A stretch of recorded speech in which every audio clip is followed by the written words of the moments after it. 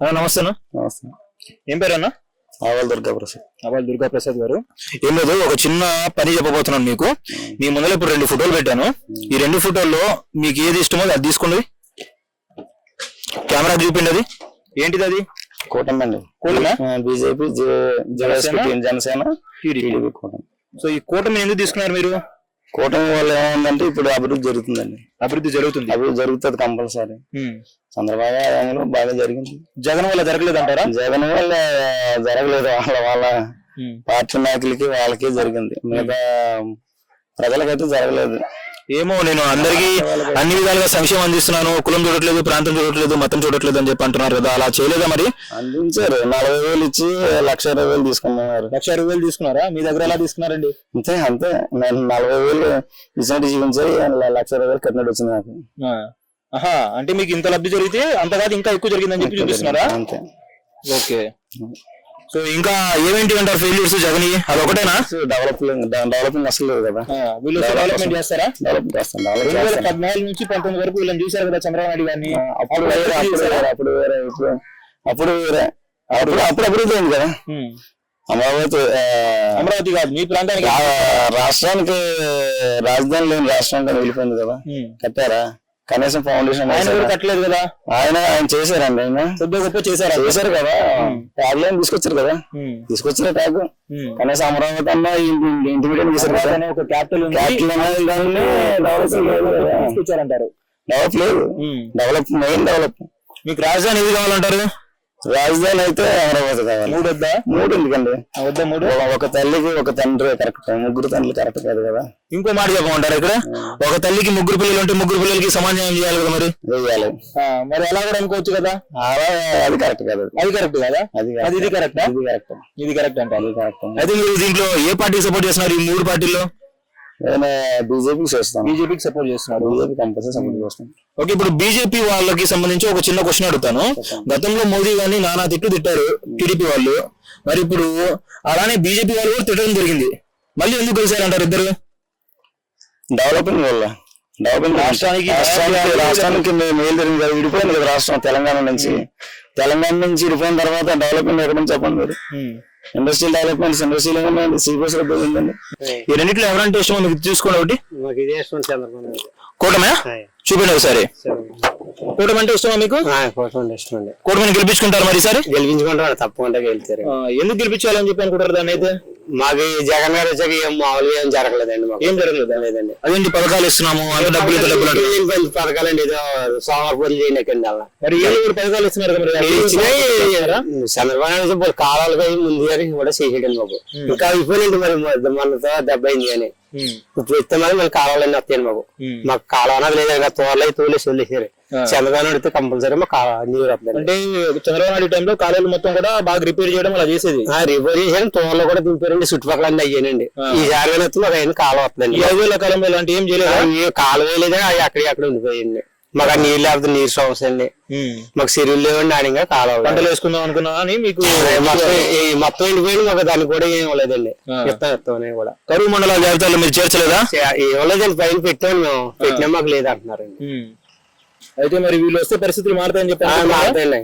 మారుతాయా? మాకు మారుతాయండి. ఇంకా ఏమైనా ఉన్నాయి ప్రధాన సమస్యలు మీరు 5 ఏళ్ల కాలంలో చూసినవి?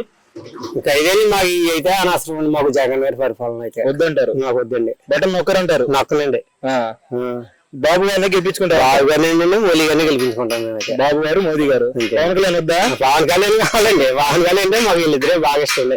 పనులు వచ్చాయండి మాకు. ముగ్గురు కలిసారు కదా క్షేత్రస్థాయిలో. మరి పార్టీకి సంబంధించిన కార్యకర్తలు కూడా కలిసారా? కలిసారండి. 3 పార్టీలు మరి ఓట్లు ఒకరినొకరు వేసుకుంటారు. ఓట్లు వేస్తామండి. 3 పార్టీలు బాగా ఎక్కువండి ఇక్కడ. మాకు పవన్ కళ్యాణ్ పార్టీ కూడా ఎక్కువ ఉందండి ఇక్కడ. పవన్ కళ్యాణ్ గారు పిఠాపురంలో పోటీ చేస్తున్నారు. ఈసారి గెలుస్తారంటారా? గెలుస్తారండి. మళ్ళీ పిఠాపురం గ్యారంటీగానండి. మొదటిసారి కూడా అలానే చెప్పారు. 2 చోట్ల పోటీ చేసి 2 చోట్ల గెలుస్తారండి. ఏమన్నా ఉన్న ఏరియా దగ్గర పిఠాపురం గ్యారంటీ అండి. పిఠాపురం గ్యారంటీ అండి. మెజార్టీ ఎంత వస్తుంది అంటారు? మెజార్టీ అంత తెలియదు కానీ గ్యారంటీగా గెలుస్తారు. అసెంబ్లీకి అయితే పంపిస్తామంటారు. ఎన్ని సీట్లు వస్తాయి వీళ్ళకి కూటమికి? సీట్లు అయితే మొత్తం 70 సీట్ల వరకు నాకు గ్యారంటీ అండి. 70 సీట్లు అయితే మరి 170 అండి. 170 170 పెడతారా? గ్యారంటీ వస్తాయండి. గ్యారంటీ వస్తాయండి. అంత వ్యతిరేకత ఉందా వైఎస్ఆర్సీపీ? ఉందండి. ఉందా? ఉందండి. ఏమో మరి చూద్దాం. చూద్దాం. లేదండి నిజం ఉందండి, మాకు ఈ అయ్యకు ఏం అవ్వలేదండి మాకు అసలు.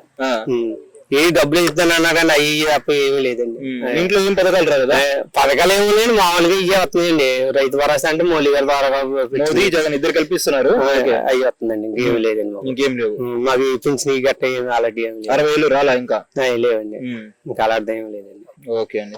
ఈసారి చంద్రబాబు గారు వస్తే 50 సంవత్సరాలకు అంటున్నారండి. 50 సంవత్సరాల పెన్షన్ అంటున్నారు కదండి, మరి వస్తే ఈసారి వస్తాయండి.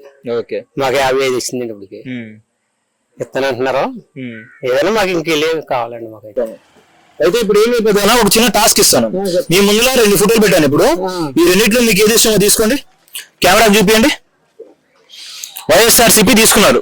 ఎందుకు తీసుకున్నారు వైఎస్ఆర్సీపీ? ఒక వైఎస్ఆర్సీపీ ఇలా కొడుకులు చూడకపోయినా మాకు 3,000 ఇంటికి తెచ్చిచ్చి మమ్మల్ని పొట్ల గడిచేలా చేస్తున్నారు. ఇలా కొడుకు పోయి గంజేయాలా, కూతురు గంజేయాలా, లేకపోతే 5,000 పని లేదు. 3,000 తెచ్చి పెడితే దాని మీద బాగా బాగా చేసుకుని అది పెట్టిపోతున్నాం.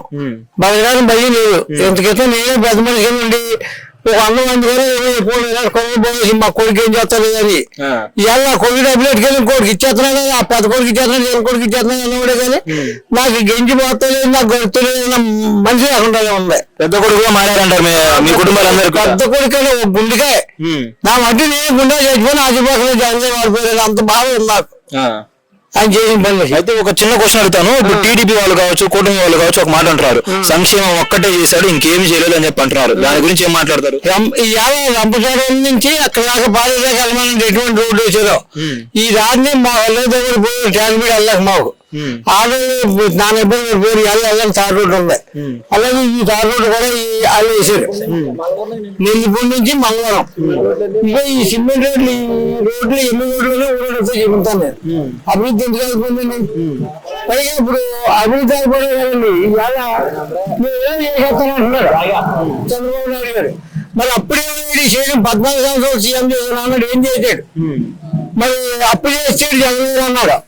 జగన్ గారు అప్పు చేసాడంటే నిర్మలా సీతారామన్ కేంద్రం అని చెప్పిందండి. అప్పు చేయలేదు, అప్పు పని చెప్పలేదు చంద్రబాబు నాయుడు అని పోల్చుకుంటే ఈయన తక్కువ చేశారని చెప్పారా? తక్కువ చేశారని చెప్పారు. అప్పుడు మరి ఇన్ని పథకాలు పెట్టి కరోనా 3 సంవత్సరాలు తినేసినా అభివృద్ధి జరిగింది. మా అందరికీ గడిచింది. అమ్మఒడి వేస్తున్నాడు, రైతు భరోసా చేస్తున్నాడు, మట్టి చేయూత చేస్తున్నారు. ఇతర దేశాల్లో కూడా చదువుకుంటే పిల్లల ముందు పిల్లలు బయట పంపాలంటే ఇతర దేశాల్లో డబ్బులు వేస్తాను అంటున్నాడు. ఆరోగ్యశ్రీలో ఎంతో మంది మా ఊళ్ళో 10 మంది ఉంటారు గుండె ఆపరేషన్ చేసుకున్న వాళ్ళు, కళ్ళ ఆపరేషన్ చేసుకున్న వాళ్ళు ఉన్నారు. రూపాయి కూడా జీవించి తీయాల్సిన అవసరం లేదు. దానికోసం ఇస్తున్నారు. నాకు నేనే కంట ఆపరేషన్ చేసుకున్నాను, దానికోసం మళ్ళీ ఇస్తున్నారు. సో అందుకని ఈ మొత్తం కూడా చూసి జగన్ ని మళ్ళీ ఎన్నుకోవాలని చెప్పి అనుకుంటున్నారు. జగనే కావాలి రావాలంటారు. మళ్ళీ కావాలి జగన్. మా జీవితాలు కలిగి జగన్ ఉండాలి. బటన్ లో నొక్కారు, మరి మీరు కూడా బటన్ నొక్కుతారు? అయితే ఎవరు నొక్కారు? నేను ఇన్నిసార్లు బటన్ నొక్కాను, మీరు ఒకసారి బటన్ నొక్క 2 సార్లు నొక్కనన్నారు. అందుకని నొక్కనితో 10 సార్లు నొక్కితే నన్ను కొట్టుకుంటుంటేనే కొట్టినా నొక్కేస్తాను వెళ్ళి నొక్కమంటేనే. అలా నొక్కితే మిమ్మల్ని లోపల చేస్తారండి. పర్లేదు, జగన్ కావాలి. జగన్ చచ్చిపోతాం మాట్లాడటం. గాంధీ ఎంతో క్వశ్చన్ చూడండి, జగన్ గారు ఏమైనా తేడా వస్తే ఎంత జనం చచ్చిపోతారో చూద్దాం. కూటమి వద్దా మరి? వద్దండి. ఏం చేస్తారు? కదండి ఎప్పుడో అప్పులు చేస్తారు అన్నారు. జగన్ చేస్తామని ఏ ధైర్యం అమ్మాయి ఇస్తారో చెప్పమన్నాను. అది రైతు రుణమాఫీ అన్నారు, రుణమాఫీ అన్నారు, బంగారం వచ్చేస్తున్నారు. పోయిన ముందు నెలకొన్నాయి. చదువుని వచ్చి అమరావతి ఏం పెట్టారు చెప్పమనండి. నమస్తే అన్న. నమస్తే అన్న. ఏం పేరు? మేడిశెట్టి శ్రీనివాస్ అన్న. ఎక్కడి నుంచి అన్న? ముల్లేరు గ్రామం. ఏ అసెంబ్లీ పరిధిలోకి వచ్చింది? రంపచోడవరం. ఈసారి అభ్యర్థి ఎవరో తెలుసా? తెలుసు అండి. చెప్పండి పేర్లు. మిరళ శిరసాదేవిని, నాగలపల్లి ధనలక్ష్మి. ఎవరు గెలుస్తారంటారు ఈసారి మరి? నాగలపల్లి ధనలక్ష్మి అండి. ఆమె గెలుస్తారంట. ఆమె వైఎస్ఆర్సీపీ కదా? వైఎస్ఆర్సీపీ. ఎంత మెజార్టీ వస్తారంటారు? ఇంచుమించి ఒక 60,000 దాకా వస్తుంది. 60,000 వస్తుందా? 60,000 వస్తుంది. ఈసారి ఎంత వచ్చింది ఆమెకి? 40,000 వస్తుందండి. 40,000 వచ్చింది. ఈసారి 20,000 పెరుగుతుంది అంట. పెరుగుతుందండి. 3 పార్టీలు కలిసాయి కదా, ఆయన మెజార్టీ పెరిగిద్దా? పక్కాగా అండి. ఏంటంటే అభివృద్ధి అనేది ఒక్క నెలలో చూపించారండి. 5 సంవత్సరాల్లో అభివృద్ధి లేదన్నది ఒక్క నెలలో చూపించారండి.